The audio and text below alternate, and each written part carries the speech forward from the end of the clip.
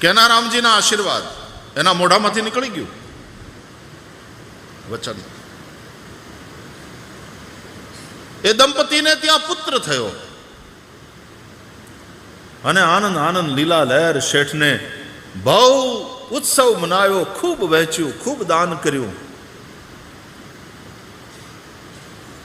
અને છોકરો 5-6 મહિનાનો થયો એટલે એકવાર એ છોકરાને લઈને વળી પાછી કાશીની જાત્રા કરી.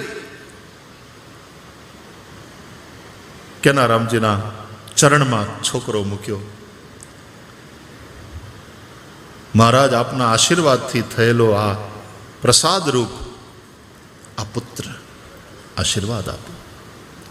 કેના રામજી આશીર્વાદ આપે. પગે લગાડી અને ત્યાંથી નીકળ્યા. નીકળતી વખતે પાછા તુલસીદાસજીના આશીર્વાદ લેતા જઈએ. તુલસીદાસજી પાસે ત્યાં તુલસી ઘાટ છે, ગંગાના કિનારે તુલસી ઘાટ છે. અસી ઘાટ, તુલસી ઘાટ. તુલસીદાસજી જ્યાં રહેતા હતા એ સ્થાન આજે પણ છે, તમે જઈને દર્શન કરી શકો. ત્યાં તુલસીદાસજીના માળા, એ વખતની ખડાવ ઇત્યાદિ બધું છે.